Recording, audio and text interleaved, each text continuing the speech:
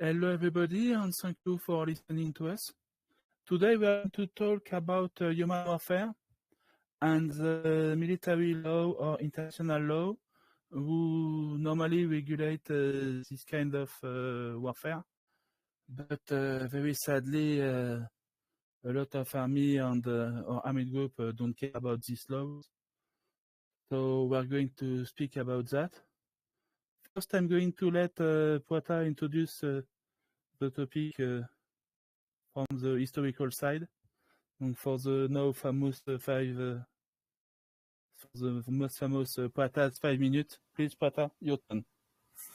Well, the law of war is something that has been coming with civilization for a long time now.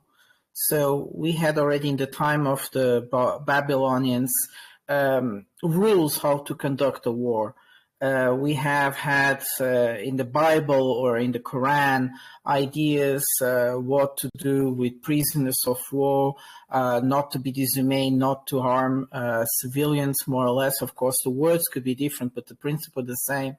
We have, for instance, in India, very old principle that a military, an arm shouldn't be attacked or shouldn't be armed.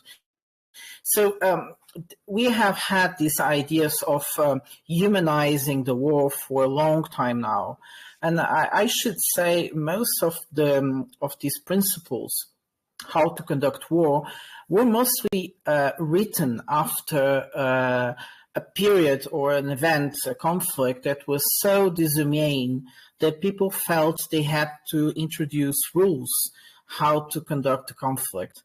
And we see, for instance, the same thing in what we consider nowadays international law, international humanitarian law, but the idea of the law of war, that not everything is allowed in the field, is that the principles they are ruled today. They started more or less in the Americas during the wars of independence, in Latin America. Some of the first basic treaties how to conduct war. And in 1907, there were the first conventions. And when the Second World War appeared, and we had the tribunals of Nuremberg, where people were judged by crimes of war, and this idea of war crimes, it's really coming from not as much as treaties as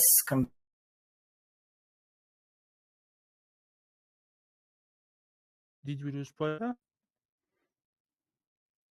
Yeah, I think you froze. Just you froze. So I'm going to continue. And most of the modern military international law we have came from the Geneva Convention in 49, and then in 54. And a lot of treaty after that who have been signed by most of the country, not all of the country. That's important, because each treaty has been signed, some of them by a lot of countries, some less country, and so on. And at the end, we have to understand that there is some country who was part of some treaty and not part of the others. So the whole basically set of laws that apply to war has been defined by the International Committee of the Red Cross as the international humanitarian law. But this law is not exactly a law or we could understand it in our own country. Because in our own country, if we don't go with law, we have the police who is going to send us to jail. It's not the same thing for international law. It's basically every country have to self-impose on themselves to respect this law. It's very complicated and very difficult to have a judgment over this law or this war crime. It happens basically 2 times in history, for the Yugoslavia wars or for the Rwanda civil war.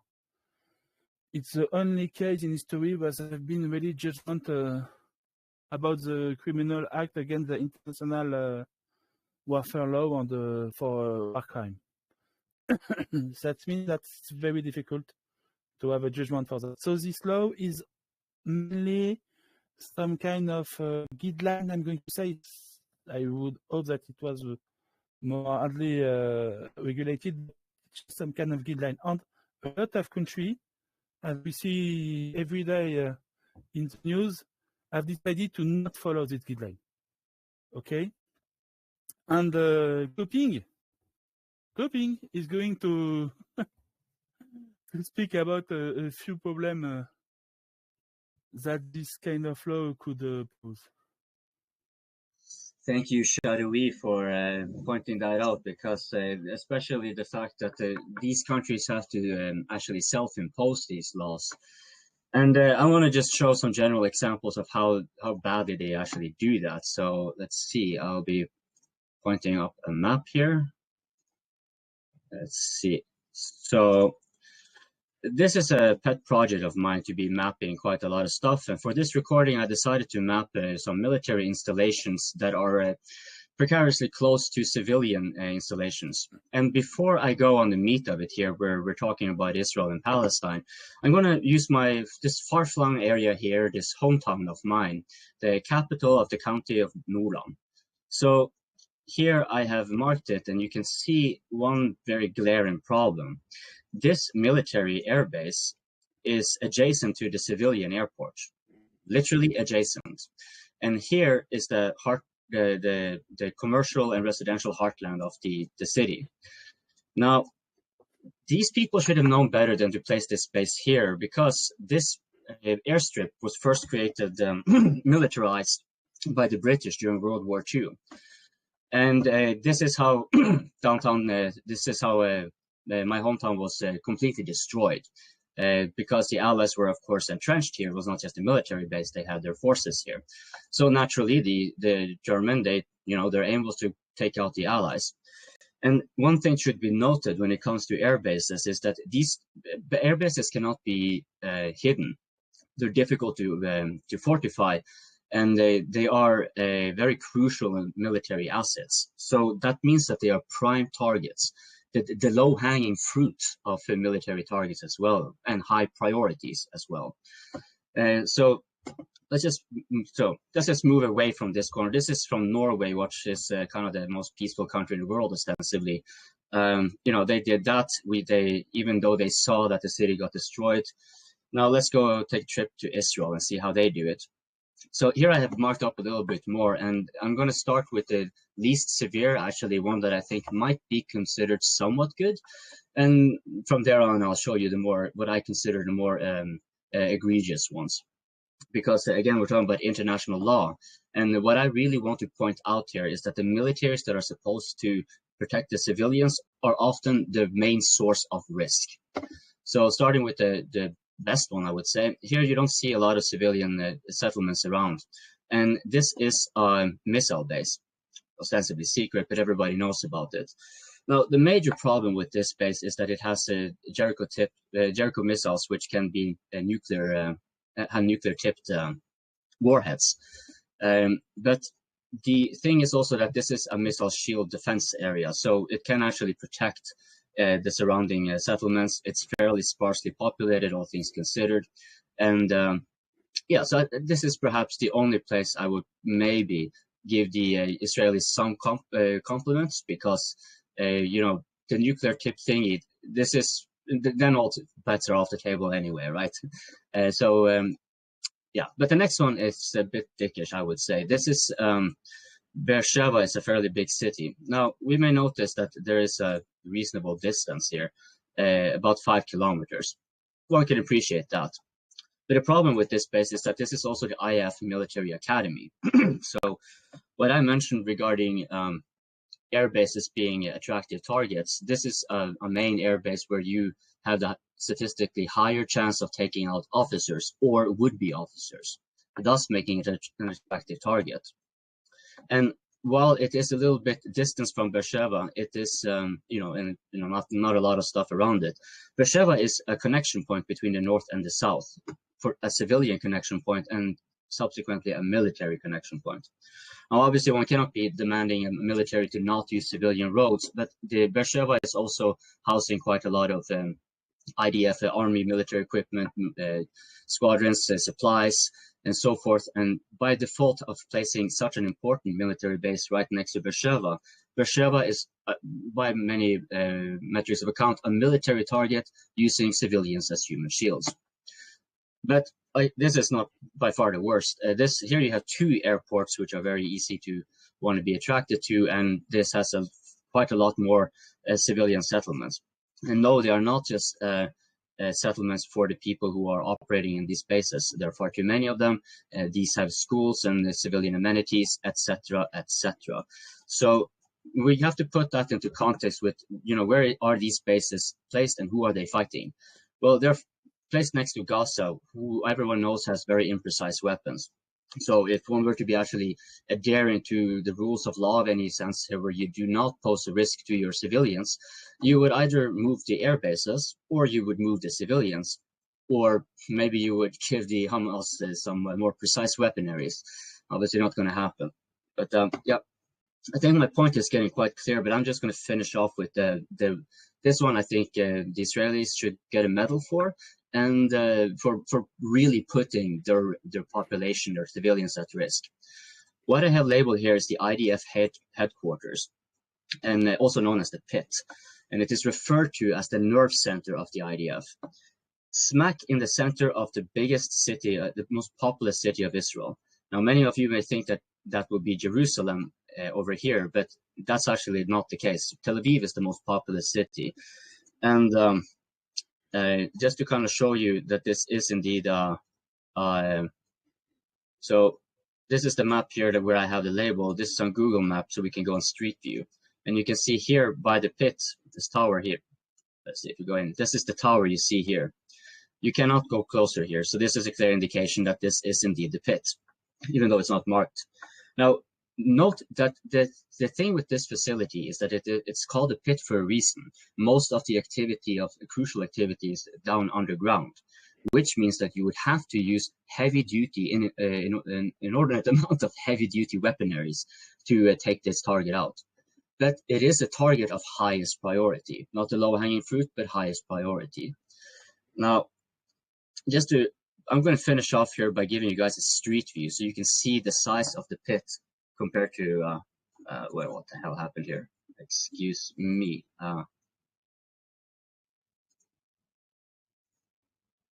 There you go. That's it. So this is the Israeli mall. It's the biggest mall in Israel. And that's the pit. This is the tower I showed you here. That's the base. This is the Israeli mall. And as you can see all around, they're pretty much just tall buildings. If I move us to the other side, you will see this is pretty much the same. It's tall buildings everywhere. So much so you can't even see the pit. This seems to be the area where you have the least amount of risk. Here you can see the pit. So maybe if it was a missile strike, sort of in a way, but you see, this doesn't really help that much because, oops, sorry. You see all those tall buildings going across here are blocking from the pit. The Israeli mall basically shields the pit, the headquarters, from any strike east from Jordan, basically. You cannot strike from Jordan without hitting causing a lot of civilian damage, and by that, of course, civilian casualties. The skyscrapers along the south here is the same case. You cannot hit from Gaza this pit without hitting the civilians. I think I have made my point clear, so I'm just gonna. I just want to add something. I'm sorry, but it's the same thing in France. In France, the Ministry of Defense, as it is the headquarters of the French military, is in the center of Paris. And I'm sure that for historical reason, in a lot of countries, it's the same thing. The main military infrastructure are in the center of town. That's an historical fact. So one main question, of course, it's deplorable when Hamas and whatever they launch rockets from the schools and so forth. But if you are kind of putting your own civilians as a top military target, because that's pretty much what is what I'm trying to showcase here. You are by default by the location of these military facilities making the civilians the target. How is that any different from what Hamas is doing? Sure, it's a bit more cruder to be launching right from schools and hospitals, but there's no moral high grounds here. This is pointless to be pearl clutching in this regard. So I guess I just end my screen. I disagree with you. I don't know what you think, Alpha, but I'm not going to debate about this discussion today. Maybe another day, but I did agree with what you say. Alpha, what do you think? What you say? No, thank you so much, Copin and Shadowi, for your that's a lot of information that you already provide there. So basically, as you know, Israel basically trying to go they said that they want to wipe out Hamas, and as you know, urban wars always bring war crimes, and also I've read in those because in international law it said that you should not attack short-term let's say hospitals. Infrastructure that benefit the population, but as you already seen multiple times, Israel already attacked I think 20 hospitals, if I'm not wrong. That's already right there. It's a violation of international laws, and also they accuse Hamas using hospitals as a base, but they're not providing evidence that they are doing it. Basically, but they still sometimes they use this as a way to avoid in case if they go to to the criminal court, so that way they can sometimes they basically dehumanize people they dehumanize provide false information for them to be able to basically attack these places. As you remember, they was telling I forget what this hospital called is the oh my goodness, I forget the hospital name. Basically, they were saying that Hamas is using the headquarters under that hospital. So they told the people from the hospital to leave as a way to show that, okay, they are following international laws, but international law does not allow you to attack it, even if there's some military there, but you have to be at least your military objective is higher than the civilian damage, basically. But if you calculate what this hospital right now, they have close to 50,000, if I'm not wrong, people that are using those hospitals as a way to avoid them home getting destroyed, because some of the homes already destroyed. They're using this as a safe haven for them to be. As the UN also provide most of the schools that for many people to go to, even UN staff cannot survive it. So that means even most of this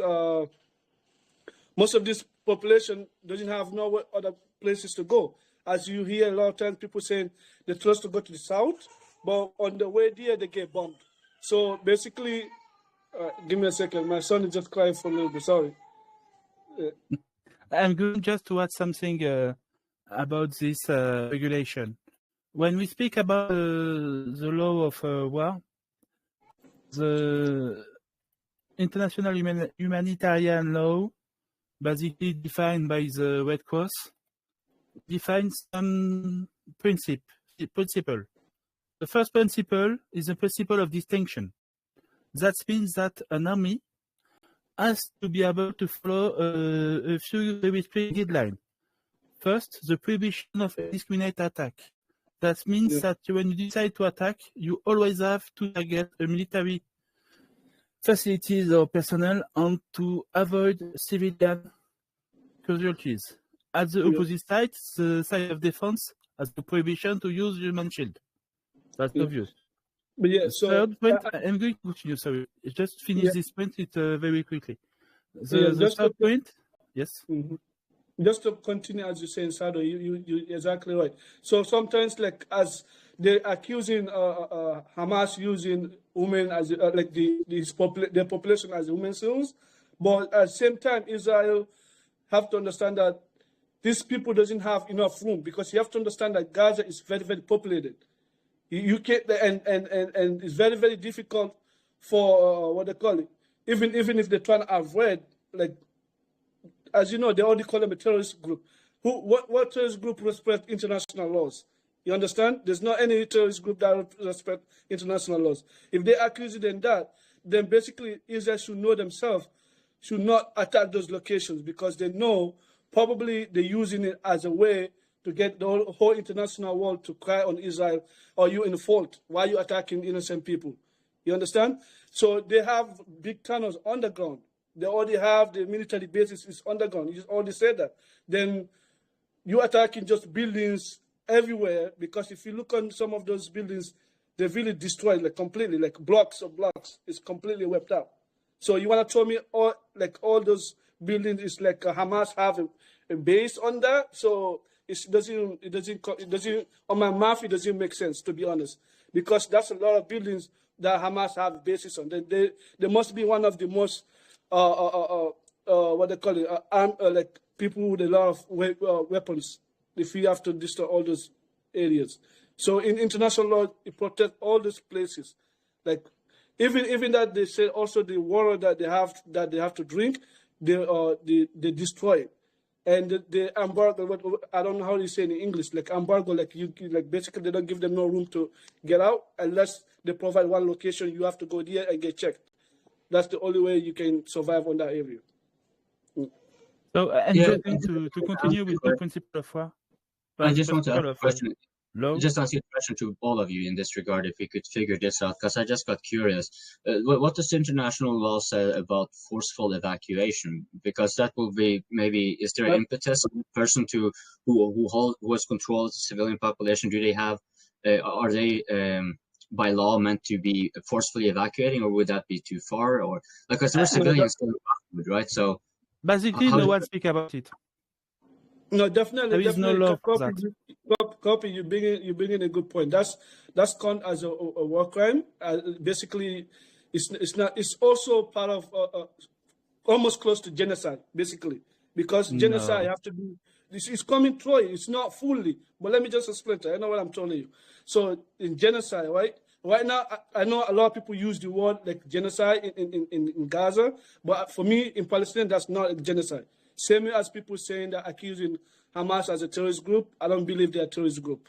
You can call them anything else, but they're definitely not a terrorist group. So, but if you're gonna move 2 million people, right, that's definitely is going through on that area of being genocide. You're going through that point. So you are saying that the Russians make a genocide in Ukraine where they force 10 million Ukrainians to leave the east part of the country. Yeah, but you have to understand too, they trying to whip them out. It's not just trying, because if you listen to many of these Israeli top leaders, they say we need to whip them out. Do you remember the guy? I forget his name. Oh yes, I know. They are crazy. He said we should use nuclear weapon against them. To show you a document. Just listen to me, please. My question was actually, it wasn't for Hamas specifically. It also applies for the Israelis. It's like why didn't they? Why have they could have forcefully evacuated their civilian areas, but are they obliged to do so by international law? Because I think that's kind of you are not supposed to be putting civilians in the front line, but are you obliged to put them out of harm's way in the conflict? Which civilian are you speaking about? You are speaking about Israeli civilians? Generally speaking, since we're talking about international law, right? So you are speaking about copying. I'm glad that you said that. Do you remember when the human rights charge Putin for him moving a lot of young kids out of highways? Do you remember that? So you have to understand, this is not just kids are being moving out of that area. It's also people that are elderly, that cannot work far distance. And a lot of people that are in a medical need. All those people, you have to understand that. I'm kind of surprised why I don't hear nothing on the human rights talking about this, bringing these things out. But this is why I'm always neutral on between the Ukraine and Russian war, because I know sometimes in other countries that same thing that will happen or even worse, they don't say nothing. They quiet like nothing. They can't even say it seems like they don't have a mouth to speak, to be honest. Yeah. I just want to show you a document about Israel. It's called the Daya Doctrine. It comes from the small village in the South Lebanon, where there were Hezbollah quarters. And during the 2006 wars against Lebanon, Israeli destroyed the village, basically. And it was an announcement by the military official in Israel that the target was directly the civilian infrastructure, and they wanted to create a disproportionate response to the attack from Hezbollah. They wanted to inspire fear, basically, in all the civilian installation at the border, to make sure that they understand that if you attack Israel, there is a price to pay for the civilian communities. The name of this doctrine is the Daya Doctrine, the name of the first town where they use it, basically. And you have to understand that this doctrine has been used in Gaza before. Yeah. For this war, they have decided to do something else. That means that they are going to be above this doctrine. They are going to do what on that? I think you have to understand something else. Please let me finish. Sure. You have to understand something else. The people of the proportionality, basically, if you are attacked on a small scale, the state has to answer of a small scale. You cannot choose a small attack for a pretext for a large one on your side. Okay, you have to respect proportionality. And Israel, specifically, the war minister at this, the defense minister at this time, specifically decided. No, that's another web page. Specifically decided to act disproportionately. So basically, if you follow this regulation, to violate the international humanitarian law. Israel don't care about this law. It's very sad, but they just don't care about it. I really appreciate you drawing that out because it brings hello. It brings me back to something that I agree with Alpha when he said this is not a genocide. What Israel is doing is intimidation through mass murder, which I consider to be bad enough. There's no point in this loosely and very loosely throwing around the word genocide all the time. To me, it is like crying wolf. And it's very dangerous, in my opinion, because if the Israelis were to actually conduct genocide, what are you going to call it then? Super genocide, genocide 2.0, the expansion pack, right? It's like we could call it what it is: intimidation through mass murder, a blatant violation of the international law, and it is pretty much as bad to get it without it being outright genocide. So if it is a genocide, call it what it is, right? But it's not a genocide, in my opinion. But it's also a war crime, though. That's for sure. They committed a war crime. That's 100%. There's nothing wrong about that. So the thing is that I don't want them to overuse the word, because same thing as they overused like terrorism, like Hamas is not a terrorist group. I understand they're trying to dehumanize these people, but using those type of things, you're using it a way to demonize. Alpha, one again, I don't agree with you, but I'm not going to debate it today. But I don't agree with you. Well, take another example, anti-Semitism, right? You hear anti-Semitism, like Israel is doing, right? It loses meaning. The same with you say, they're conducting genocide, it loses meaning, right? So this is why I have an issue with it. Yeah, exactly. But they're in the process of it, but it's not yet, but they're in the process of it. So, yeah, Shadowi, what you were saying, because I didn't hear what you were saying. I'm just saying that I think Hamas is a terrorist group. You are not agree with that? We are not going to debate yet today with these topics. You didn't argue debate about it another time. No, okay, no problem. I'm just saying because I know I've seen a lot of times people overusing it. That's why I'm just trying to clear it out. So basically, I think you both are free can be to correct. think what you want. I think you both can be correct. I think Hamas can be a terrorist group and a resistant movement at the same time, because you have to keep in mind that they need the shock and awe effect as well. And it's a bad dynamic that makes them a terrorist group. But if they were just sitting quietly in Gaza, not making a fuss, doing nothing, they wouldn't be much of a resistant movement either. So like there's like, if you try to put in morality into this to make a label, is it a terrorist movement or not? The thing with Hamas is sort of like how Wyatt pointed out the different stages of war. So Israel is fighting like a counterinsurgency operation, more or less. That's the level of power they have compared to Hamas. Whereas Hamas is fighting total war. It's sort of like what Ukraine is nearing sometimes, but doesn't really do. But Hamas is like full-on total war. And in total war, then international law is out of the question, because the civilian targets are the military assets as well. And you can then label it a terrorist group. Fine, I wouldn't disagree with you. But the same can be said then for, like, that's what all the states who conducted total war in the past were, state terrorists, right? So it's when Israel is going after civilians and using it as collective punishment, as you mentioned here, disproportionately to instill fear, that is also terrorism, right? So no, it's not. Yeah, it is copy. It's You're a right. different Because if one. you think about it, The like, state if you don't think make about terrorists. The state makes war Shadowi. crime, and the army group are terrorists. It's a duality, but it's the words that are used. I don't think the label is very useful when you're referring to it, because you can't use it. It's typically referred to the one who has disproportionately least power. They are usually the ones who are labeled terrorists, right? And then the ones who are actually able to conduct the most amount of damage, well, they're state armies, right? Like you pointed out. But there's no difference in actuality. You're still killing civilians to instill fear. That is terrorism, plain and simple, right? So then the terrorist group labeling is pointless, because war is hell. That's what war is. War is terror by default, necessarily. There's no such thing as clean war, basically. There is one we are more clean than others. That I can agree. That this war could, for example, have been much, much worse.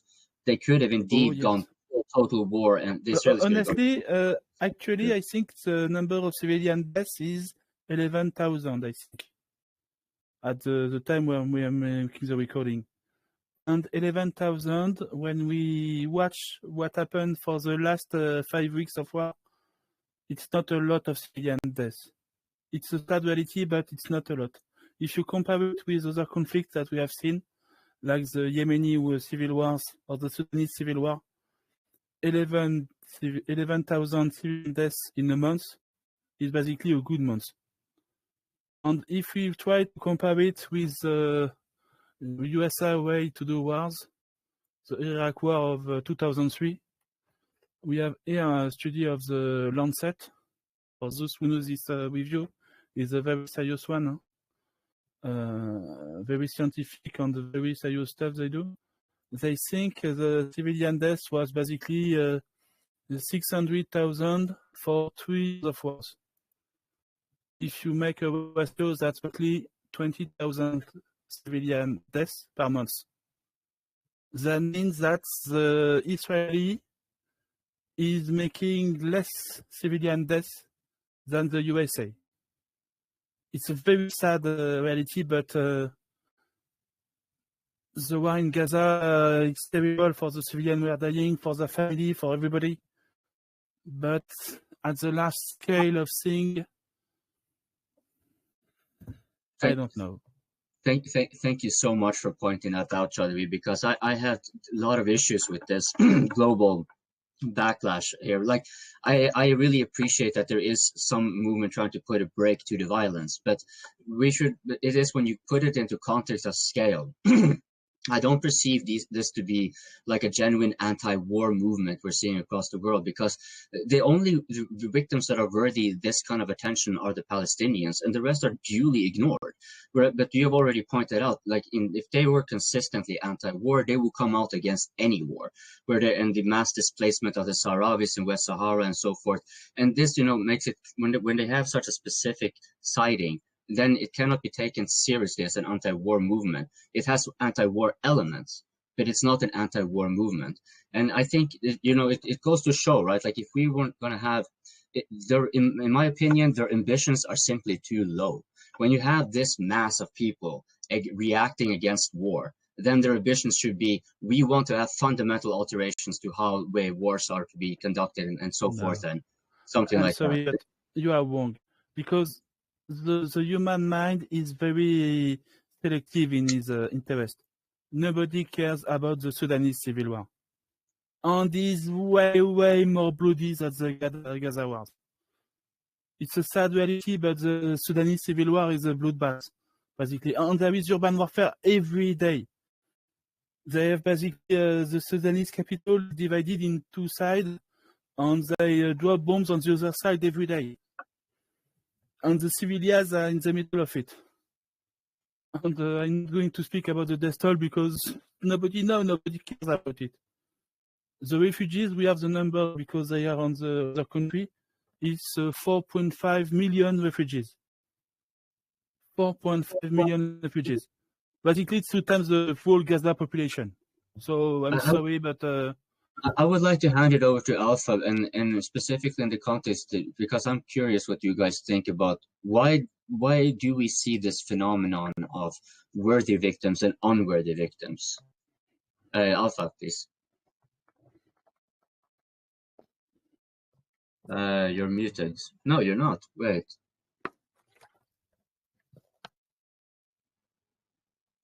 yes, he's muted, but with his own mic, not with the software. Yeah, I think you must have muted in your computer because you're not muted on Telegram. Oh, maybe you can. Yes, it's better. We are hearing you. Okay, yeah. How do you perceive this phenomenon of worthy and unworthy victims, like in the context of global reaction? The least. Oh no. This went great. Oh, he's back. Alpha. So, yeah. How do you view this phenomenon of, like, how do you perceive this when it comes in global context of responding to wars? What makes this dynamic of worthy and unworthy victims, as far as you can tell? So basically, you have to understand that this is like as before the UN Secretary General was speaking at the UN one time when Israel accusing him, you know, you're gonna be the reason why all this goes if it goes sideways. So you have to understand that this doesn't happen on October 7th. It started way back there. So a lot of people are seeing this. If you remember, South Africa had like what they call it. Oh man, why am I forgetting this now? Sorry about that. My kids keep running around the place. I'm looking at them. So basically, like this, I lost my thought. So basically, the thing is that like a lot of people are using this as a understanding. This is not today. This just doesn't happen like on October 7th. It's been going on for a very long time, and a lot of people are still supportive of Palestinians, not Hamas. But people always use Hamas as a scapegoat. But you have to understand that if Israel say that they are one of the most powerful military in the world, but they're still killing this much people, they're killing this innocent people, then it doesn't work like the way that they're thinking of, you know, they are like, you know, they claiming to be as one of the most, or they are avoiding like killing innocent people. Like how you are avoiding killing innocent people when you have like this much amount of people, 10,000 people, that's not a small number, you know? But what I always realize is that whenever there's one Israeli get killed, there have to be at least 3 or 4 Palestinians die before Israel will be happy with it. So that's the thing. I'm sorry I didn't answer your question. I can repeat, but you were referring to proportionality. I think that's maybe an argument to be had when it comes to when both sides are irrevocably breaking the fundamental laws, then proportionality is just another facet of war, as far as I'm concerned. The question, though, that I had to you is because it is more like the humanitarian response, right? So Gaza is peculiarly well observed and well attended to compared to most other wars, even though it is arguably one of the smallest conflicts and the one most regulated, if you want, in the world. So not to take away, of course, it is horrible what's going on, and seeing like you see maimed kids and shit like that is, of course, but that's war. That's the point here. We're trying to, I think we're trying to make here when we're going on this with international law. It can go to varying degree, and I am curious to why is there such a discrepancy in the response to, like, why don't we see more global reactions to other wars where there are higher casualties? Like, this is what I want. Like, I'm not sure why, but I wanted to. Okay, now I get your question. Now I get your question. So basically, you have to understand that the Palestinian cause is been going on for a very long time, and also plus this is getting very what they call it. There's people can see it in the world. Like, why not anywhere you check on YouTube, you're able to see it. But while in Sudan, you can't see everything now anymore. You know, like you only see a couple of things that like pass, unless something that really crazy happen. Then you see what's going on in Sudan and other countries. I think to understand the popularity of the Palestinian cause, you have to go back to Yasser Arafat. Exactly. Yeah. I think he's the leader who was able to make his own cause very popular, and to show that the OLP, who was not at all a religious organization but strictly political organization, some kind of true resistance movement. They were terrorists, of course, but they were able to show themselves as very resistant. So some kind of legitimacy, you know. And you have to understand that Yasser Arafat has so much political power in the world that most of the leaders in the West world, at least, and I think in the East world too, basically receive him in their own country. So very powerful guy, very influential, and I think his main job was to create this effect that we see today for the Palestinian cause. Yeah, and also to add to that, you have to understand that many Muslim countries and Arabic countries are really supportive of Palestinian cause. So that's other thing too. Basically, whenever a Palestinian get killed, many of them see it as their own people, like their own kids or their family member get killed. Basically, you have to understand that. And also, the war also used against, like they said, Israel against Palestinian. So some people most likely gonna see it as just people killing Arabic people. But for me, I don't see it that way. I see it as a conflict that should be supposed to be solved a long time ago, but it still keep going because in the UN, US keep blocking every declaration that they came with in the Security Council, and that doesn't help. Because it just keep pushing it back and back and back, and U.S. giving it Israel to do whatever they want. Basically, it's free for all. Like you can do whatever you want, as long we authorize it, you're good. But whenever somebody, and I have a question for you, Alpha, about these things. Yeah. Do you think it could end? Not as current as this current leader it is. As long U.S. is backing it, no. To be honest with you, because you have to. Yeah, because you have to understand that many of these countries in the UN, they are pissed off with Israel and the US about it. Now, if you look, England, I think England abstained when they voted on the last declaration, but US was the only big country that voted for it. You know, voted. Yes, I know the vote. Yeah, I think it was voted against it. Yeah, voted against it.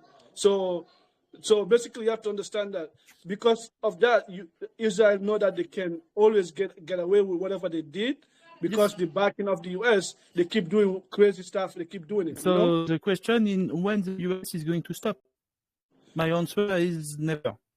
Yeah, definitely. That's the other issue that I have with the UN, to be honest with you, because I think the UN Security Council is time for them to to update whatever it is. They shouldn't have that veto power anymore. They should switch it as to the General Assembly. The other way around. There's more people. I don't agree with you, voting, but it's not the time to make a debate about United Nations Council.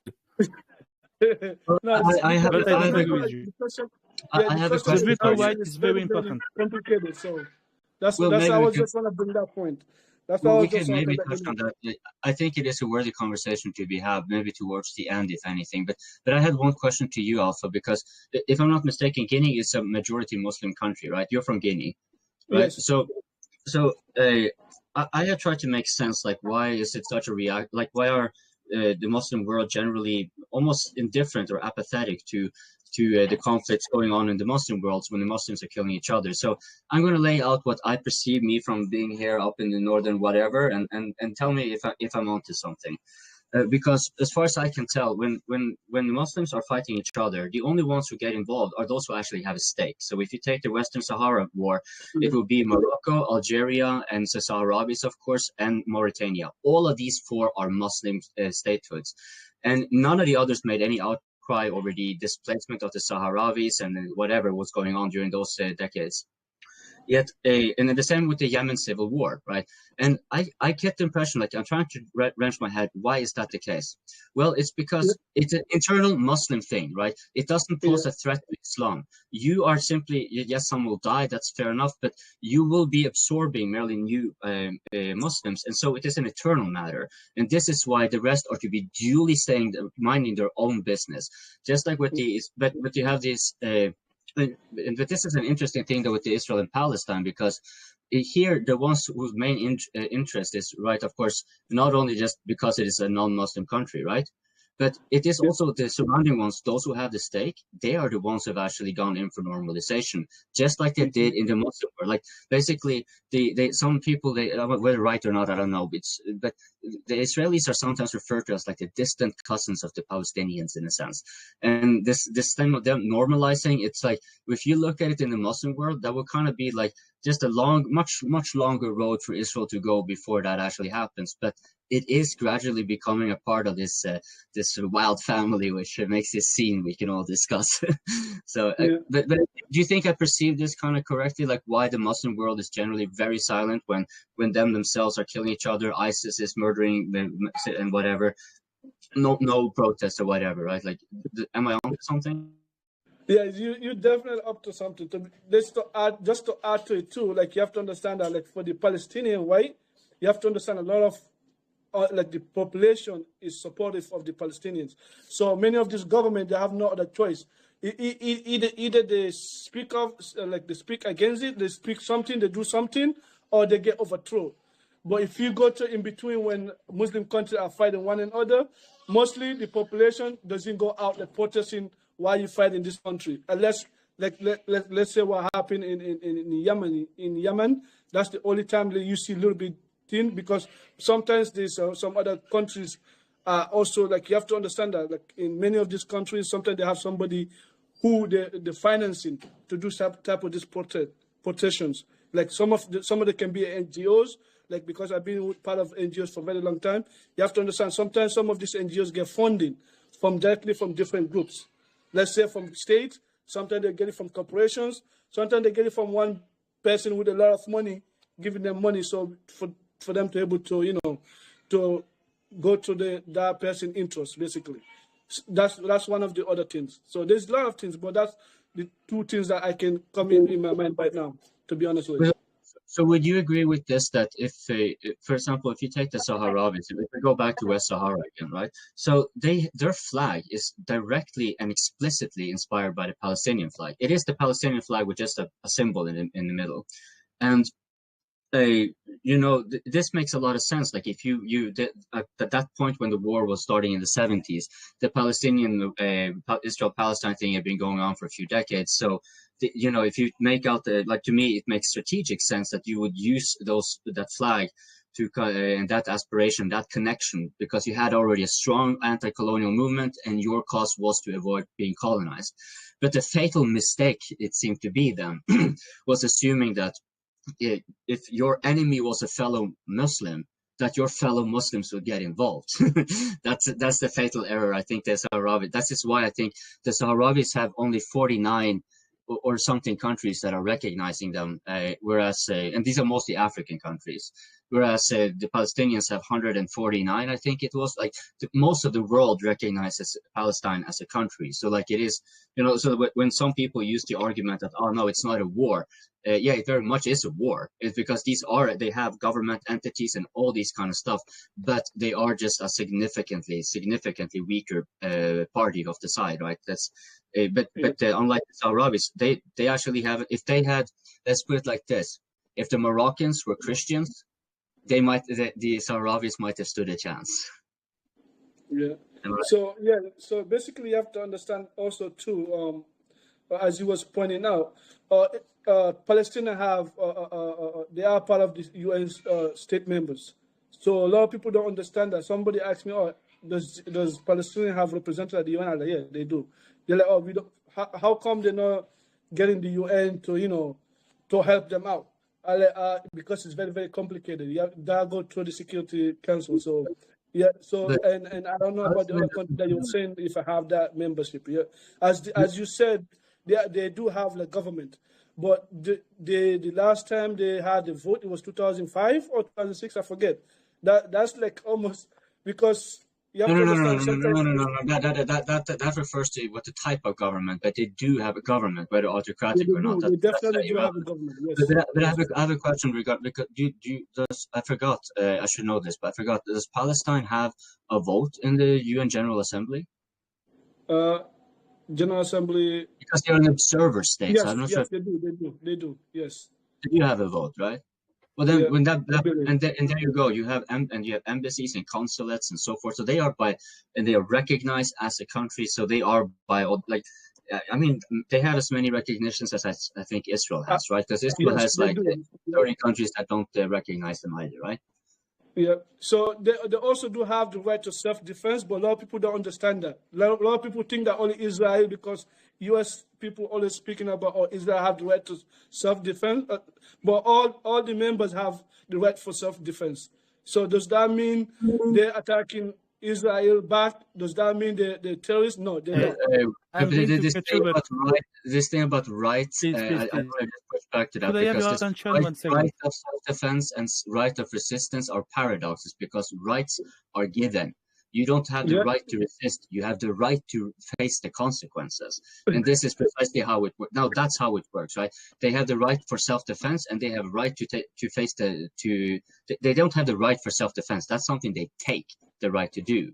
And then they have the right to face retaliatory measures. That's how it really works. But not to get into semantical, but the right is this is something I think should be dispensed with an international law, because that basically, because then it becomes oppressive, right? Then you're starting to say, no, you cannot resist. You cannot, if you are resisting and trying to get self-determination or anything, you are a criminal. Then you are the terrorist, etc., etc., etc.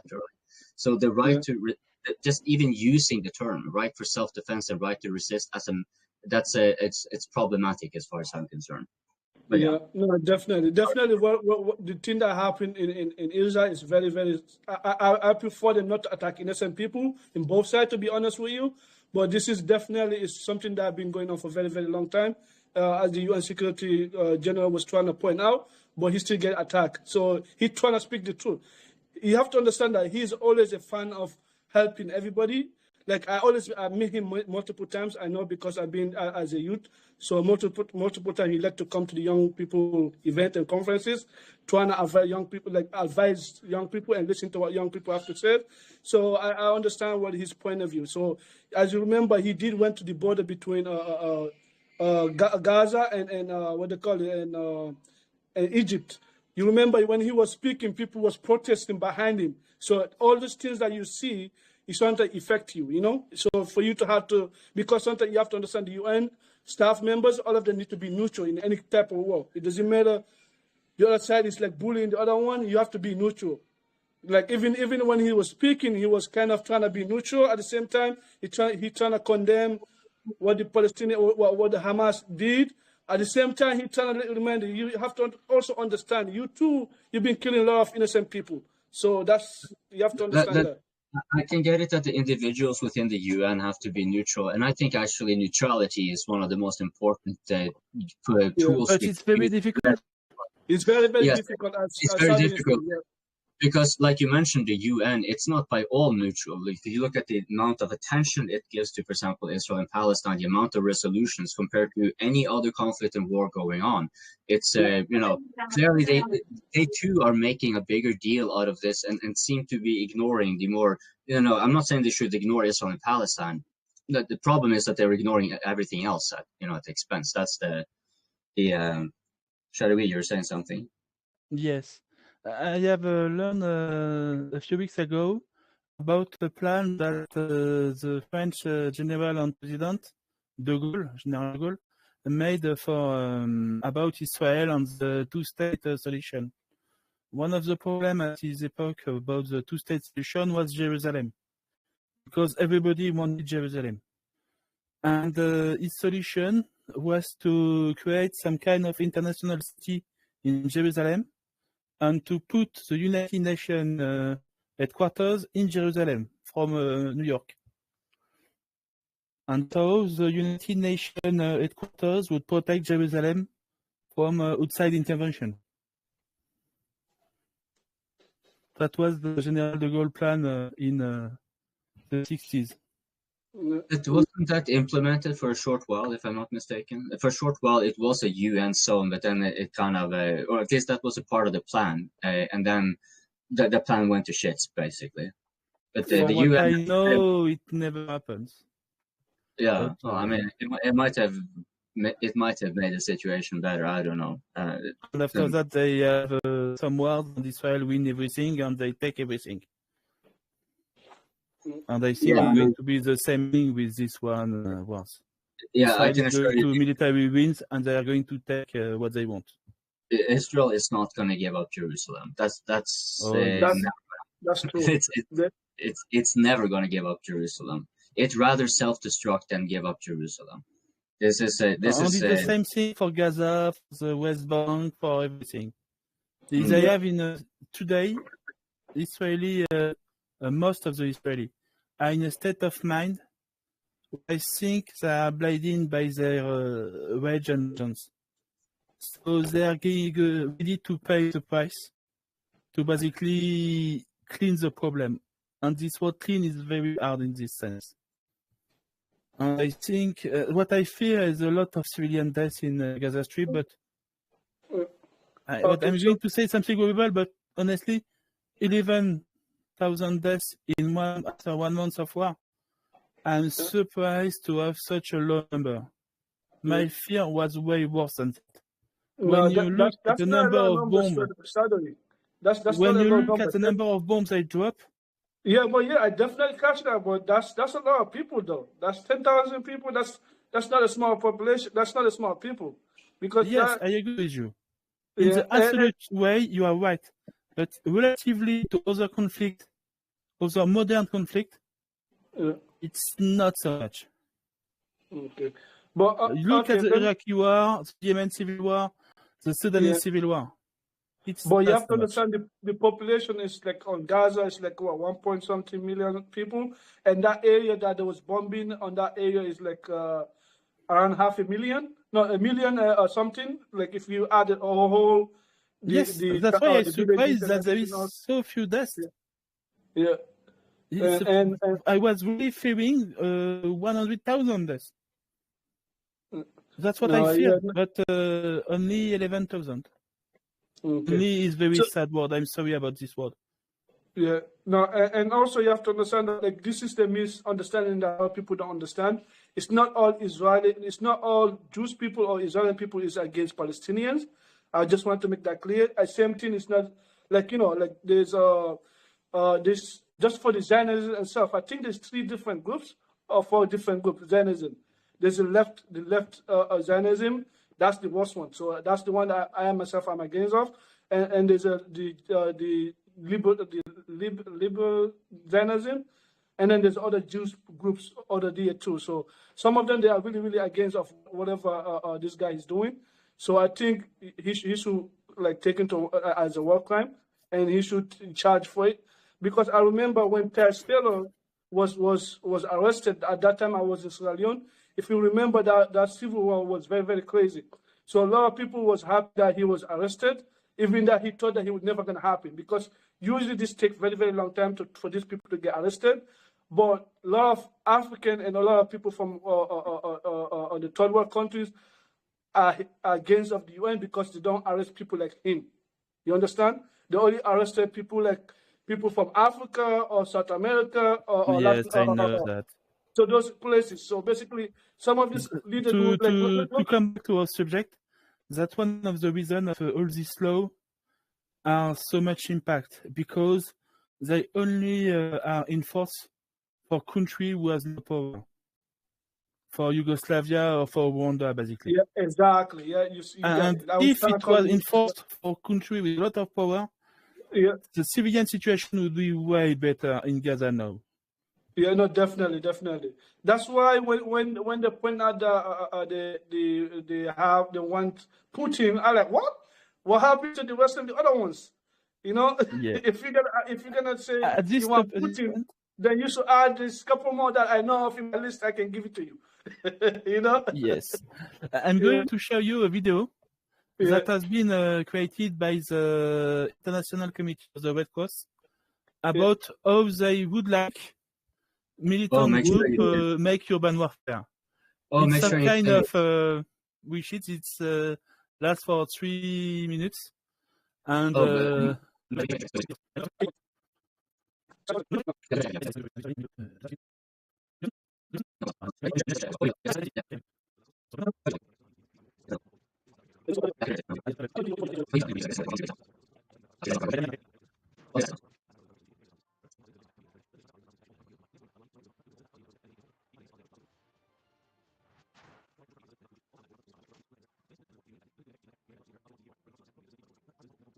Most importantly, reducing or preventing civilian harm preserves a level of humanity during and after fighting. So, what do you think of this Red Cross video for militant group? Very, very, very interesting, to be honest. So, you know, trying to teach them how to be respected international laws. Yeah, I don't think some of them would not do it, to be honest, because some of them even the military guys don't do that, I think. Yeah, no, even I don't think even Israeli military was support. Even them, they're gonna do that anyway. So yes. they have the objective that they want to achieve, and they want to do that, whatever, even that caused some civilian damage or killed, you know. And imagine if Hamas tried to do that, Israel is going to destroy them in 2 days. Yeah. Because to post for the civilian a warning with the time where we are going to attack, it's a joke. Yeah. No, it's a joke. I honestly thought first this was a hit, like a PR piece by Hamas or something, which was very sus because like, why are they using animated figures when and speaking in English when they could just as well use their own fighters and have examples around in Gaza? The time of the video and then I see the Red Cross thing, and I was like, before the Hamas event, you know. Oh, you said what? The time of the video is before the Hamas event, the Gaza war. Right, but it was not a Hamas video. This was a Red Cross. It's a Red Cross. Yeah, exactly. Yeah, I mean, this is 7 something. months ago. I thought seriously this was like a PR piece for Hamas first. Yes, it's very impressive. Well, but it's not for Hamas, it's for ICRC. Everybody knows that Hamas don't follow this rule. Okay, even the most fervent supporter of Hamas knows this is a joke. Well, they do have some, but it's a joke. Well, this depends on how you view it, because while they are still in total war mode, you see they're also taking prisoners, as you would do during war. And yes, they are civilians, but that's because civilians are in a total war military targets as well. So, you know, they would kind of, I guess, to some extent adhere to the rule if they see that they can get something in return for it, which is a bit problematic if Israel's response is to be kind of dismissive of them taking hostages. And there's a reason for that, because this is something actually Hamas tries to do very often. They try to tunnel underground and try to find a way to ambush and beat civilians, and soldiers in particular are very attractive.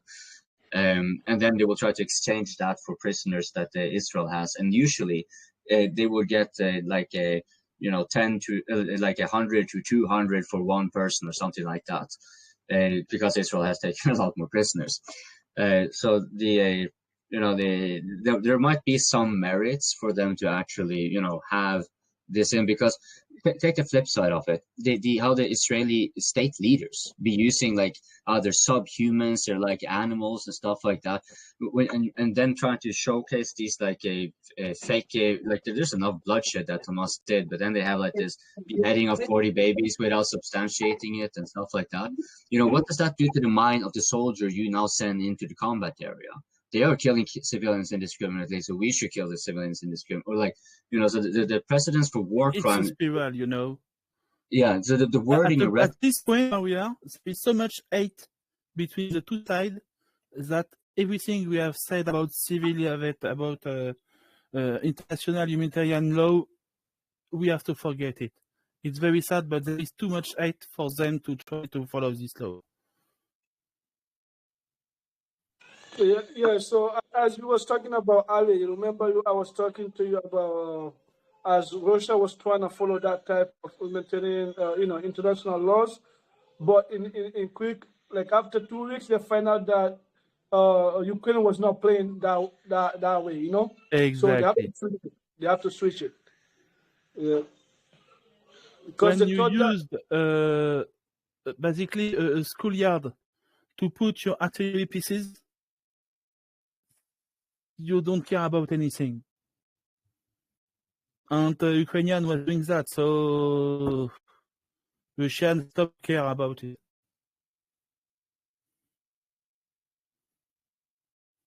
If I'm not mistaken, the vast majority of civilians have nonetheless been evacuated on the Ukrainian side as well. Like I pointed out, there were civilians in Bakhmut, but it wasn't like Gaza where you have the whole population there, because this makes this a forceful evacuation, problem. Because where are you going to put 1 million people? The logistics of moving 1 million people over a week, like this doesn't happen like that. It takes much more time, and it's a tricky thing to go, especially with bombs and shit going around. So if the obligation were, for example, on Hamas to be pulling back the civilians, then one should have had some clear guidelines on how do you want to conduct oneself. Maybe they do not fire any more missiles while the civilians are being evacuated, and Israel refrains from bombing. But I don't see that being really so much. Wasn't that actually what Russia tried to? Don't forget that the munitions that the Israel is using are expensive. So I think they are only using them if they have a clear military target. They don't care about civilian, about the military threats. That I totally agree. That's why there is so much civilian death. But they need a military target to justify the cost of the bomb. Basically. If there is civilian deaths, they don't care. But they need a military target. This is the same as ammo is expensive. We saw this actually in these. We see this also in the Ukraine war. Yes, the civilian targets are sometimes because of militaries firing from civilian infrastructure, but generally speaking, like it's a waste of shells. You don't really gain much in war by taking out the civilians. You need to take out the enemy military. And in the case of Israel and Hamas, it's more just that Hamas doesn't really have much of it doesn't have any realistic ability to defeat the Israelis militarily. So what it can the worst it can do is making an oomph, and this means also killing civilians, because the logic they apply here, you should know, is that since military service is mandatory in Israel for both men and women, where men serve 3 years and women serve 2 years, and this basically means they are potential military. This we see when they mobilize. These civilians become in a military uniform. So there is some sort of justifiable logic to it. Please copy. When you fire a rocket, the kind of rocket the Hamas is firing, they have no idea what's going to fall. No idea at all. They are firing vaguely in a direction. And that's all. Right. So please, talk to me about discriminatory target. No. I'm not saying it's justifiable. I'm saying like it has a logic. That yes, it has a logic to impose about fear, about terror. That's the logic. Right. But they justify that logic by having that all because it is mandatory military service, right? So that's how they logically justify it, that then they are not civilians, they are military targets. Now, you and I can agree, of On course, children too? you and I can agree that they are civilians, right? But for no, and the children don't know if your weapon is going to fall on a school. You don't know that, and you shoot them. That means that it's a terror weapon. Sorry. Yeah, but you know, yeah, they don't know that it's gonna fall in school. But you know that Israel is especially targeting schools and hospitals. They definitely know that's a school and a hospital, but they're still doing it. Alpha, you see the difference? We just spoke a few minutes ago about the military target of Israel. Yeah. If they are shooting a munition, a bomb, expensive ones, the munition in Israel is expensive. An expensive bomb on an hospital is because they think it's a military target. Yeah, but they think they don't have 100% evidence to prove it. Oh, so they don't care. That's the problem. Yes, that's the problem, because it's the problem. It's a war crime. It's a definition of a war crime. You know, it's written in the book, so discrimination of target. You want the next stuff now on the reference? I could show it to you. Personality. No, definitely. That's a war crime, 100%. Human child. Voilà. The prohibition of indiscriminate target. That's this one. You have to really, really check where you are going to drop a bomb, basically.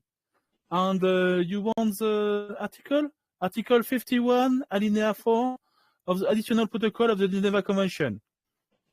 Yeah, no, I know what you mean. Yeah, definitely. I understand what you say. Yeah, but you have to understand that Israel have the technology. Israel have the technology and the means to do it.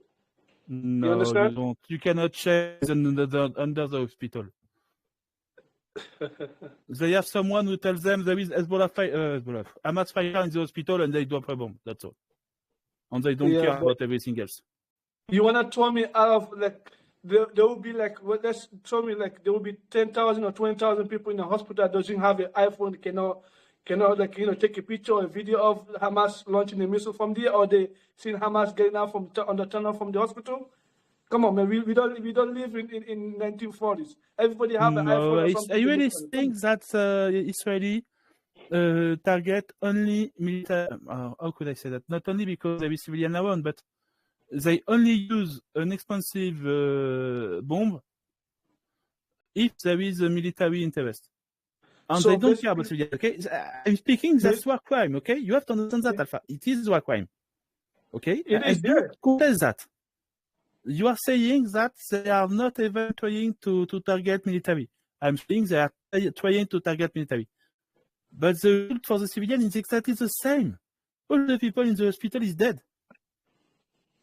So there's actually, I am actually familiar with one thing that Shadowi is pointing out there, because the Israelis, they have actually fairly extensive intelligence within Gaza. They have collaborators and such. And so they have some intelligence that they can be very confident that is Hamas and where they are. And these are called like the primary one, the confidence sources. And then as they start running out and they hit them, they will have to rely which is a little bit more sketchy, because they might have moved or whatnot. And then they will have, and this, in the heat of the moment, they are trying to operate with, okay, we're seeing telltale signs, for example, of movements, which are typically associated with when Hamas or Islamic Jihad are doing this and that, for example, because they have been doing this for many, many decades. Right? So I think that like the rate of civilian casualties here is, first, it's somewhat high because you don't move 1 million people over a week. It just doesn't happen. And the second thing is that as the conflict progresses, they will be having more and more or weaker and weaker intelligence to be operating by. However, this is also somewhat nullified, I think, by the ground invasion progressing. As it progresses, there will be less and less, there won't be bombing in the territories they are controlling, right? Because they don't want to be risking their own soldiers being taken. So I think we are likely seeing like a sharp rise because people have not been able to move, and then we will see it probably stay around there quite high. There will be fluctuations with very high. I don't think so. I think the death toll for civilian, at least, is going to be lower and lower, because if I understand the situation, more and more civilians is going in the south part of the Gaza Strip. So in the north part of the Gaza Strip, there is less and less civilian.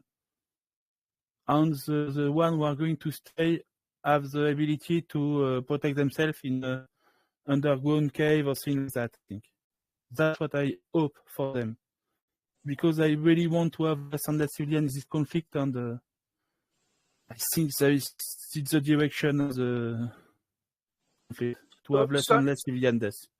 So, Saudi, I have a question for you. Do you think Israel will be able to achieve the objectives, like wiping out Hamas? Yes.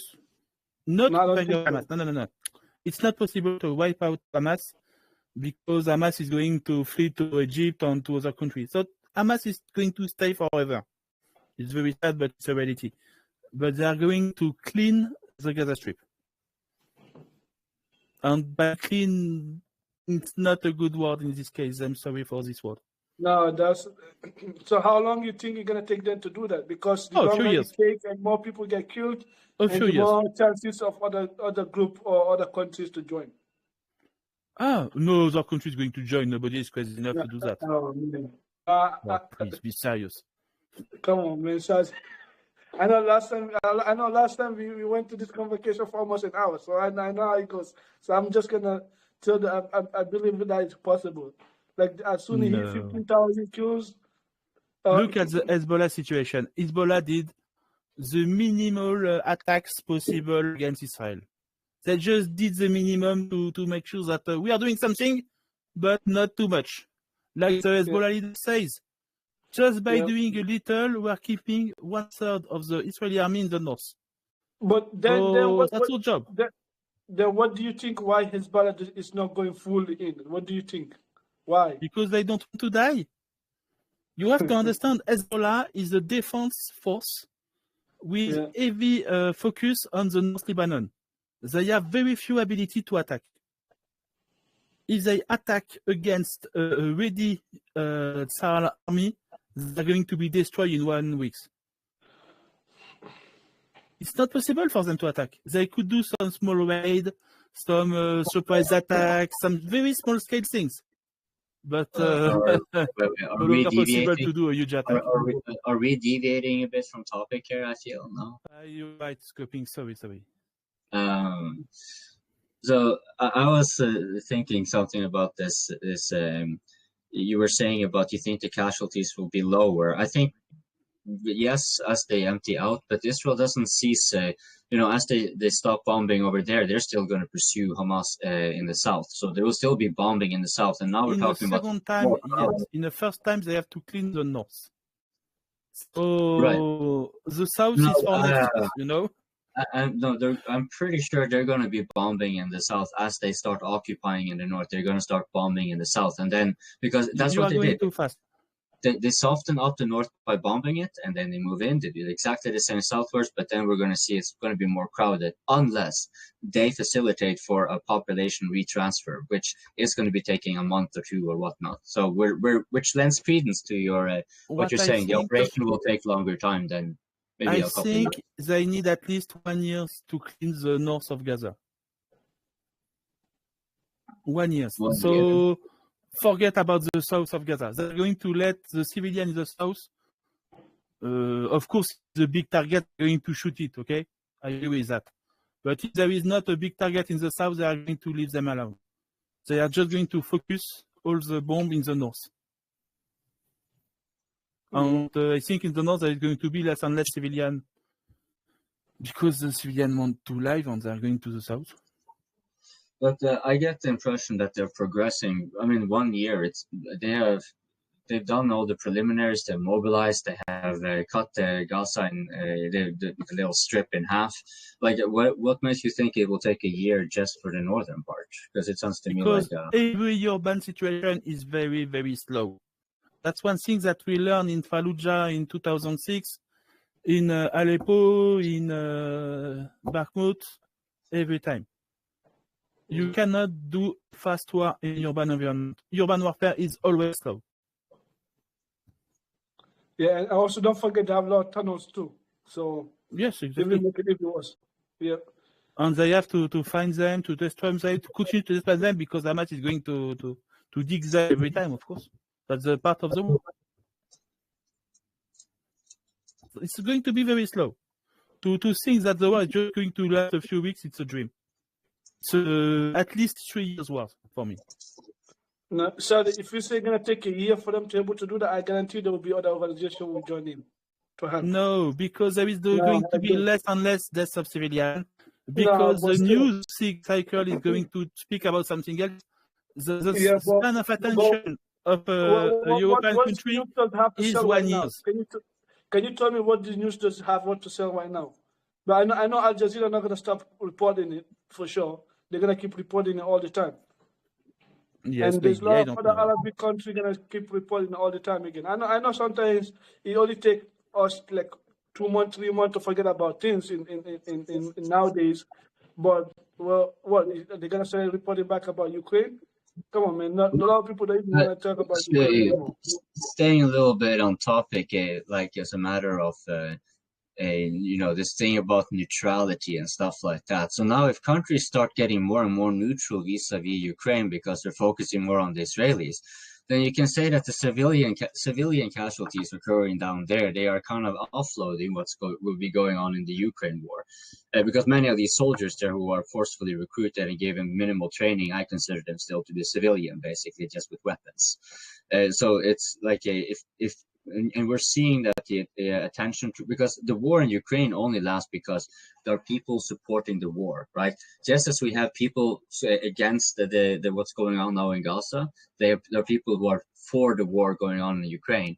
But these two worlds are colliding here a bit. So, and I think I'm pretty sure the priority is going to be going to the lesser, smaller conflict, and then the Ukraine war is going to be wrapped up, which I think is about time. So that's Ukraine is going to be wiped up by who? Well, no, I think the Ukraine won't necessarily be wiped out. It might be a rump state and so forth, but it's going to be because just look at what's going on now. The Americans, they are fighting on who are they going to war most with. One wants to war with just one, and the Democrats want to war everywhere. They don't really care. But the Republicans, they just want Israel and Taiwan. That's their pet peeve. Yep. You got it. That's unless they go to Taiwan next, then I don't think this is gonna go slow down anytime Yes, sir. soon. So basically, considering that this You know conflict that is relatively small, for Hamas, the war in Taiwan would be a good news, because that means that USA has to divide its attention between Taiwan and Israel. Yeah, there will be only 3 ways. Very sad to think that. I'm a monster. Oh man, no, I'm praying for everybody for peace. To be honest, because that's what Yes, usually I I hope am more too. interested on. Because What I know hope, honestly, wars I'm going to like tell you what I hope. I hope most of the civilians are going to be able to basically flee away far from the Israeli bombs, and the bomb Israel is going to go only in the north part of the Gaza Strip. And maybe that Hamas fighters and Hamas friends are going to fight the north strip, in the north part of the Gaza Strip, and not in the south, and that the conflict is going to be limited to the north part of the Gaza Strip. That's what I hope. So the civilian could be safe in the south part of the Gaza Strip. That's what I hope. But like Pink said, if there is a target in the south, to strike in the south too. Okay, so Shadowi, is it like as Copin trying to say we should stay on the topic? Do you think that it's possible in the modern days urban wars? Is it possible to like a big military like Israel going to like inside Gaza and not commit war crimes? And how can they prevent this love civilian deaths? I actually have one thing that because I alluded to this a bit earlier, this mass movement of pro-Palestinians, right? Their ambitions are simply too low and too narrow because they're taking a side. And I think a very important thing that should be kind of, maybe emphasized a bit more is the importance of neutrality. And by that, I don't mean that you stay away completely, but as a matter of impartiality. And this means that you need to actually be giving, due attention to, if let's say these movements gave due attention to other wars, then we might see something fundamentally changing within the UN.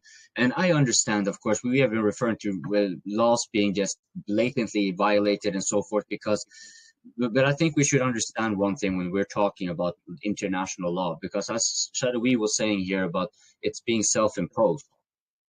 when a law can be enforced, then it's truly a rule, right? And this is what the United States does. We have the UN occasionally, but only in certain cases, right? And then you have the general understanding of what we should have as a general understanding of the international law, because it is self-imposed. It is also a generally agreed upon thing. It's then a norm. If it's not enforced, it's a norm. And one can consider maybe there are some measures that are allowed. I'm going to cut you about something. I have an interesting thing to say to you about that. In France career, in the Navy, French Navy, you have a lawyer. This lawyer has a job. Every time a French military aircraft drop a bomb, he has to sign the authorization. That means that for every combat mission that the French pilot do, there is a lawyer who look before the mission if everything is okay. And on the order of mission, there is always the signatures of the lawyers. It's a Navy specialized lawyer, and it's very good with international law and things like that. So every mission is examined, is set, is controlled, is checked with this law. At least for the French aircraft carrier. And I think it's the same thing in USA and most of the democratic country. Yeah, at the point where the target is very important, I think the pressure on the lawyer is going to be very heavy. I think you are sorry, but sometimes they look the other side, to be honest with you. Yes, you're exactly the target is very high level. Yeah. I think you could forget the lawyer. Yeah, and also you have to understand sometimes too, these international laws only apply to people that are against US. It doesn't apply to anybody who's a friend of US sometimes. So you have to understand that. I think most of the time they try to, the job of the lawyer is to make sure that everything has been done to clearly identify the civilian target around the military target, to identify if there is a protected place like an hospital, a religious site, and things like that around the target, you know. His job is to make sure that all the control has been made for the mission. That's the job of the lawyer. Because the military don't want a problem with anyone after the mission. And one time, again, I'm going to say that if the target is very high value, I think the lawyer is going to sign the document, whatever happens. For example, if it is a military headquarters situated in the middle of a populated city, then the calculus is, okay, it's legal. And if it's quarters of people who were killed 100 French people in Paris 2 months ago, like a terrorist group or things like that, you know, that could be a good reason to go a little, to do a little more, and if there is civilian, that's a sad thing. I have to show you an extract of the U.S. Marine Code. It was very frightening, this one. It's United States Marine Corps 2017 Manual on Urban Operation. Destroying an urban area to save it is not an option for commanders. The density of civilian population in urban areas and the multidimensional nature of the environment make it more likely that even accurate attacks with precision weapons will injure non-combatants. If collateral damage is likely to be of sufficient magnitude, it may justify avoiding urban operations, which, though tactically successful, would run counter to national and strategic objectives. The very sad sentence is this one. That means that if the collateral damage level don't go over some kind of level, it's acceptable. If you understand the sentence like I understand. Yes, because there is a level where it's good and the level where it's not good. And this is subjective. And that's in an official combat manual. Seriously. Yeah, that is. There's no, if there's no set parameters like to go by that, you know, because here they're just saying if collateral damage is likely to be, well, what is actually defining 2 or too 3 much. deaths, it's okay. 30, no, we couldn't allow that. That's what it means. But I was just starting to think, look, okay, what kind of initiatives could perhaps be pushed for popular, like if you want to have a popular anti-war movement where you're kind of trying to safeguard civilians.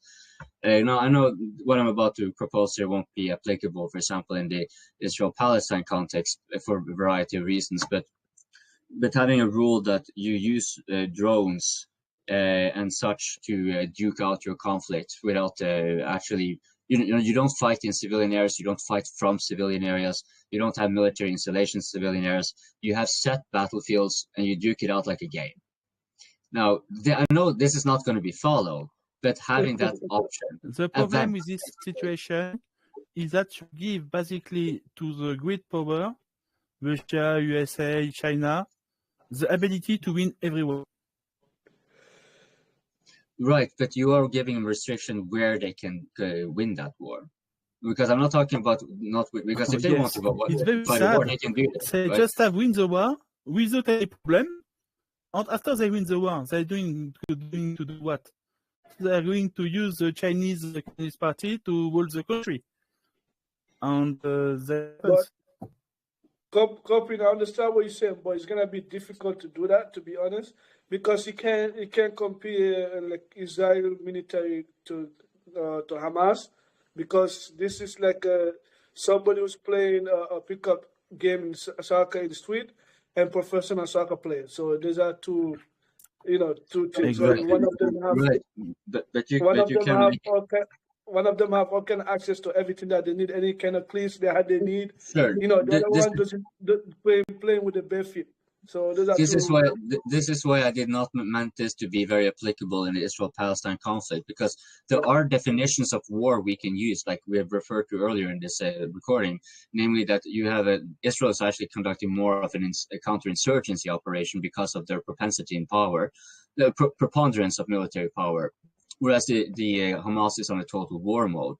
Now, if you have two industrial countries on more or less on the let's say Ukraine and Russia, here where they are, like now we are maybe too early on it, but let's say down the line when drones start to become increasingly more useful or used, then there might be possibilities of implementing laws there for safeguarding civilians, that you only have drone warfare occurring in or if the drones are specific enough, actually, maybe that should be the thing.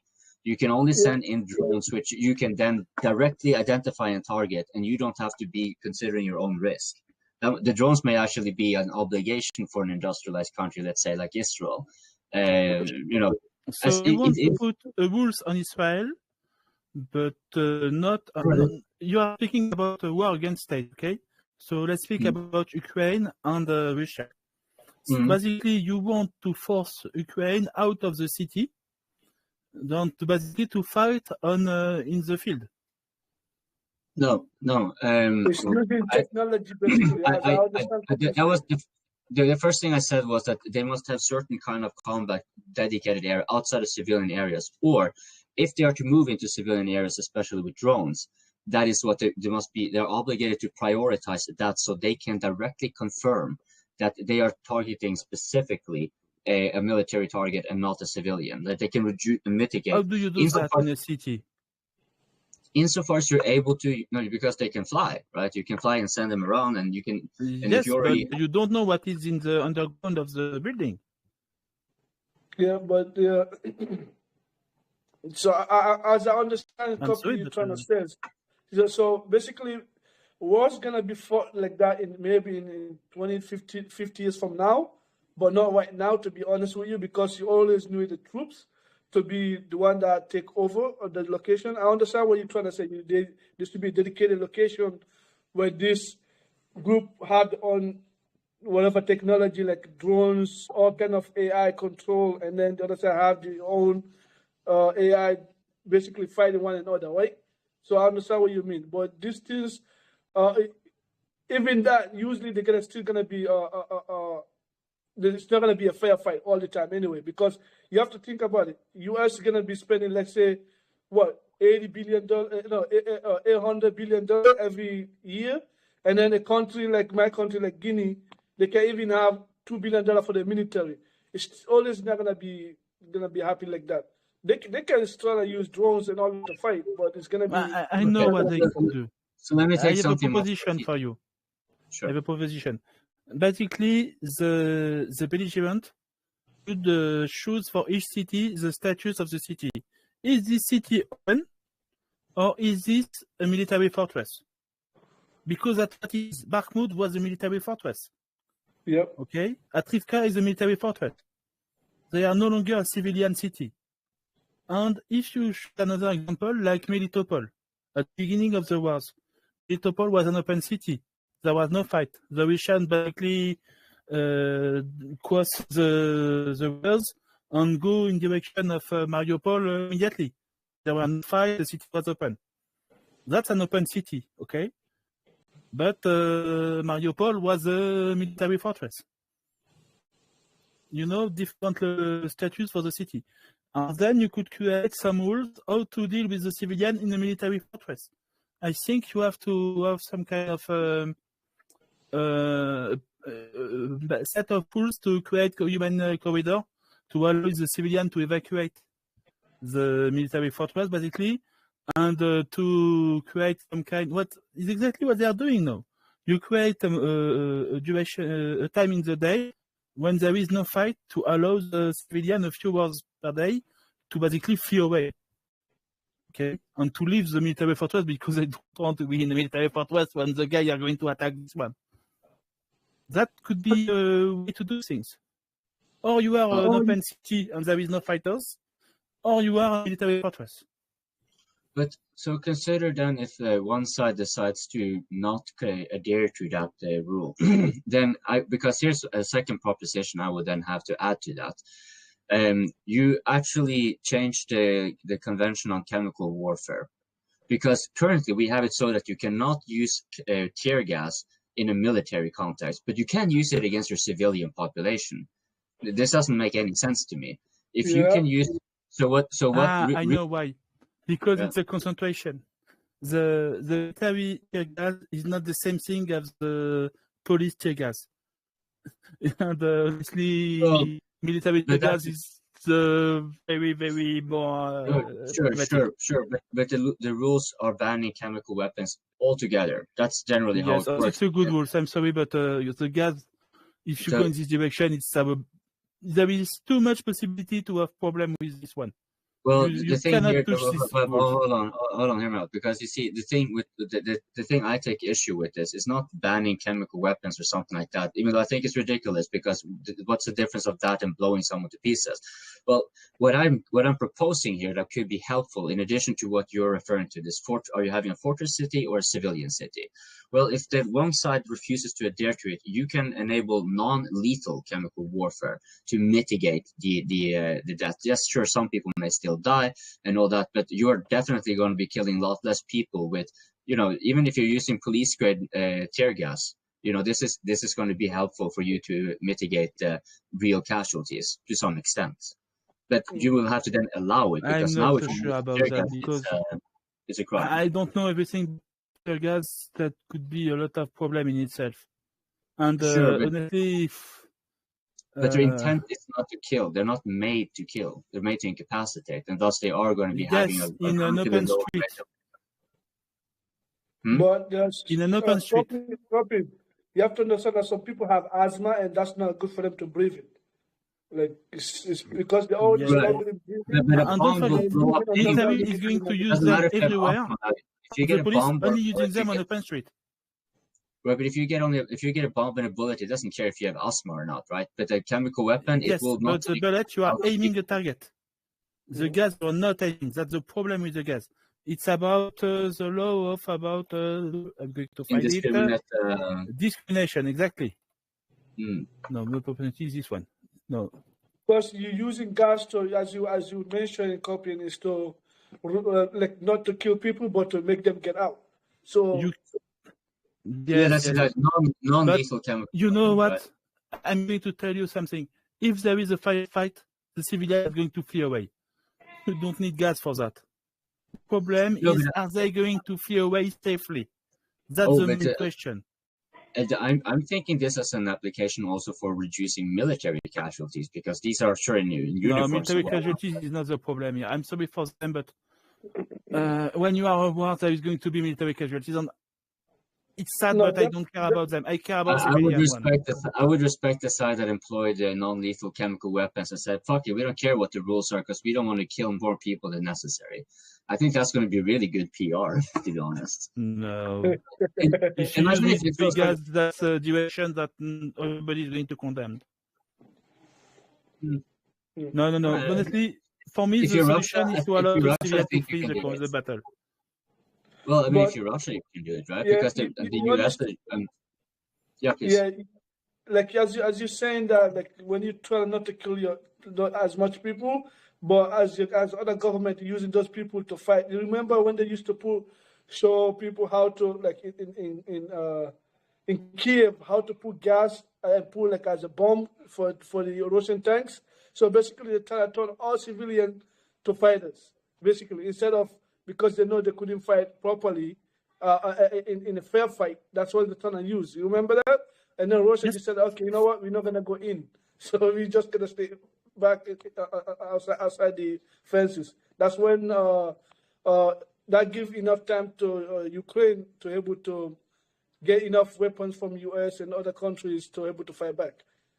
So sometimes you're trying to fight in a fair way, but if the other people think that they can beat you fighting in a fair way, they're always going to use tricks. And if you look at the video of Hamas, they don't wear uniform, okay? They are basically civilian with a weapon. Right. So the only way to make a differentiation between the civilian and the Hamas fighters is where they are. Well, If the civilian choose to stay in a fair fight, he's a soldier. I'm sorry for him. But you see, how are you doing to do? You are military, okay? You know that civilians are fighting with Hamas. What do you want to do? But keep in mind here, most wars that we're talking about are usually asymmetrical in one way or the other. The Ukraine war is clearly one of them, right? So here, for example, if the dominant side can choose to, for example, Russia is so powerful, it can actually choose to just say, like, we're going to use we have an array of non-lethal chemicals we're going to use to reduce the amount of casualties. Stop with this chemical. It's too dangerous. And somebody is going to do something horrible with that. We have seen that in Syria and in Iraq already. Please. You seem to be thinking all chemicals are alike. There's a very big difference to... I think it's too easy to begin with a nice one and to end with a bad one. Well, so you have to forbid everything. I'm sorry, but civilian guys, I don't believe it. But you recall perhaps that the bad ones during the World War I, before these conventions were not really a thing even, they were also not used as frequently as they wanted to because they were not that effective, right? But you can use, if you have a non-lethal, because your intent is not to kill them. This was one of the problems. It was difficult to incapacitate the soldiers, right? But you can use it to suppress it. It will make it more difficult for them to fight. And the same applies for non-lethal. You don't have to kill them. You just have to have something that is extremely irritating. You know what's the main effect of the military guys in World War I? It was terror. Yes. The gas was basically a terror weapon against soldiers. It put fear in the earth. Because every soldiers have already watched a friend or another soldier died, basically with his pulmonary system destroyed in front of his eyes in a few minutes. They know what's going to happen if they miss the fact of putting the gas mask. It's a terror weapon. No, but keep in mind, these gases were made for damaging and killing. I'm talking about chemicals that are made to just pass you out or maybe neurologically incapacitate you temporarily. I understand what you mean. I understand what you mean. The problem is that it's a too dangerous way to try to even advance a few steps in this direction. That's my point. You have another, you think something else? Okay, I respect that. But I don't agree. But there can be a consensus on that, just like when we have votes on the General Assembly. You are never going to make consensus of the use of gas for military application. Well, your consensus was not given for sending weapons to Ukraine either, so I guess that's kind of. Well, speaking of which, by the way, how a recording hasn't it gone 1.5 Yes, we hours? are way over time because I was too much. Oh, yes, way over time. We have to make So- some closure now. Should we consider cutting this one?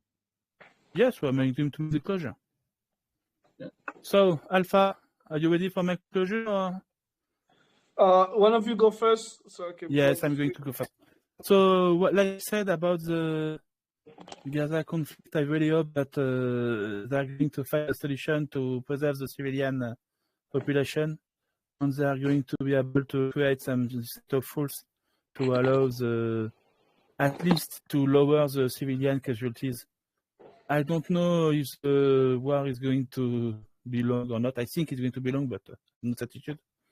So I hope the civilian would be able to be far away from the firefight. That's really what I hope. And maybe this conflict and the Ukrainian war could serve as some kind of start of negotiation about a new convention about urban warfare against a militant group, because we need something clear and at least some kind of regulation to create a way to basically find solution for civilians in this conflict. So, Alpha, your turn. Okay. All right. So just thank you so much for the opportunity to speak. You know, this is all based on my own knowledge and my own my own opinions. Most of these things that I'm saying.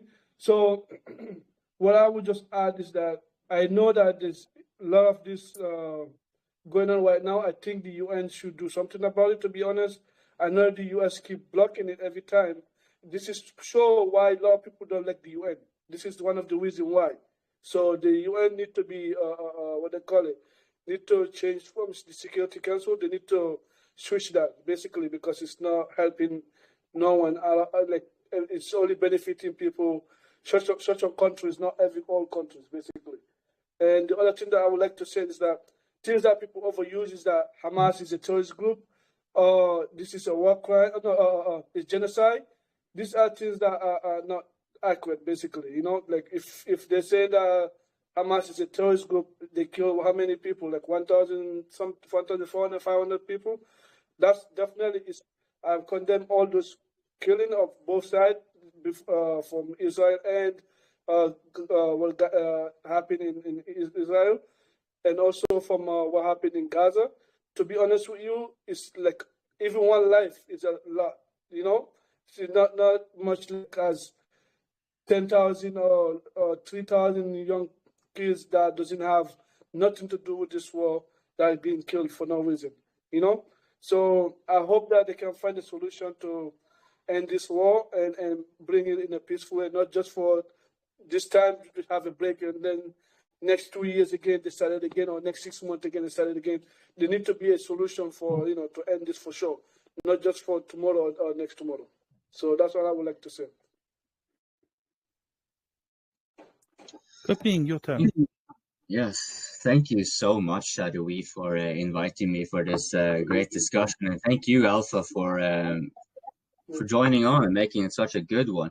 I think this is one of those impossible topics. As far as I'm concerned, this is what is often in the open mic community referred to as a black hole topic, because you don't really kind of get to the end point of it, right? You kind of don't. It's very, very, very, very difficult to find a solution because it is inherently subjective, and you have to take from all the other considerations. They have their self-interest, and as Shadowi very astutely pointed out, it is self-imposed.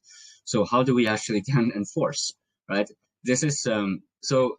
I find this very enjoyable, though, that we try to tackle it, because by trying to tackle such a more or less impossible topic, we also kind of get to show exactly why it's so difficult to kind of actually get this, why international law seems to be sort of like a thing, but not really a thing.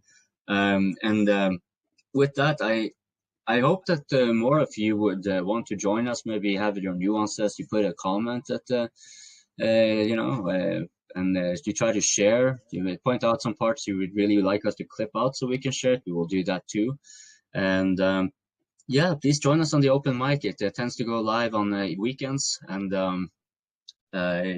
you can then get access to the private Telegram group where we do these recordings, and we just gather depending on what our interests are. And you know, if you like the military stuff, you like the geopolitical. Here we did something unusual. We touched on international law, and seriously did so because very often we find that this conversation coming up with international law, and especially on the open mic, this tends to create a lot of circles.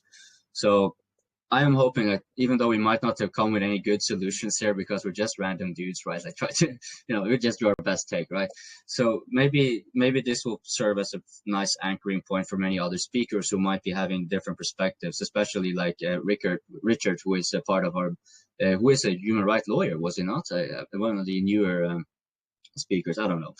Anyways, do hit that like button because that's going to make us like you a whole lot more. And if you haven't subscribed, do so with the notification bell on if you haven't done so either. So you can stay updated with all the other videos that they come on this open mic channel, as well as the open mic live stream itself. And all things being equal, thank you all for watching the open mic. Oh no, I forgot one thing. One thing you have to remember. If you care to, you must understand we really, truly love you if you financially support Defense Politics Asia on Patreon, Ko-fi, Locals, and Boosty. Thank you all for watching. Thank you, sir.